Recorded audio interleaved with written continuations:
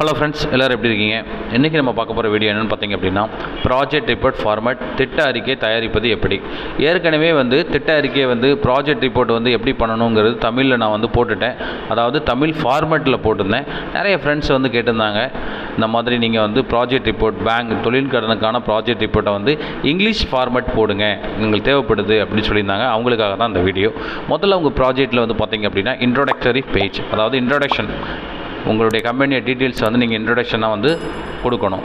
அடுத்தது summary of the project, இந்த எதுக்காக இந்த ப்ராஜெக்ட் நீங்கள் பண்ணுறீங்க, ஸ்கோப் ஆஃப் தி ப்ராஜெக்ட், இந்த ப்ராஜெக்டை பண்ணுறதுக்கான நோக்கம் என்ன, டீட்டெயில்ஸ் அபவுட் தி ப்ரமோட்டர்ஸ், உங்களுடைய ப்ரமோட்டர்ஸ் யார் அப்படிங்கிற தகவலை நீங்கள் கொடுக்கணும். ப்ராடக்ட் அண்ட் சர்வீஸ், உற்பத்தி மற்றும் சேவை என்ன அப்படிங்கிறது போடணும்.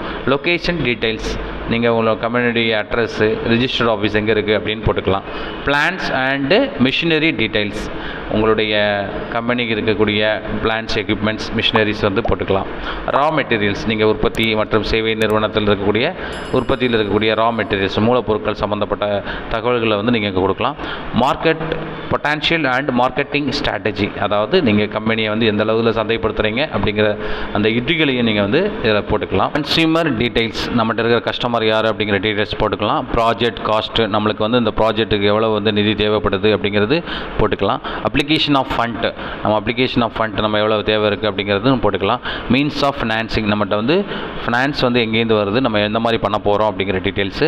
Balance sheet, profit and loss statements, cash flow statements, general ratio, break even point, evaluation, இது எல்லாமே நீங்கள் ரெகுலராக ஐடி தாக்கல் பண்ணியிருந்தீங்க அப்படின்னா உங்களுக்கு ஆடிட்டர்கிட்ட கேட்டிங்க அப்படின்னா அவங்களே ஹெல்ப் பண்ணுவாங்க. அவங்க ரெகுலராக ஃபைல் பண்ணுறதுனால அவங்களுக்கு உங்கள் கம்பெனி டீட்டெயில்ஸ் எல்லாமே தெரியும். 20 கன்க்ளூஷன் பண்ணி க்ளோஸ் பண்ணிடுங்க. இந்த வீடியோ பிடிச்சிருந்துச்சுன்னா லைக் பண்ணுங்கள், ஷேர் பண்ணுங்கள், சப்ஸ்கிரைப் பண்ணுங்கள். தேங்க்யூ.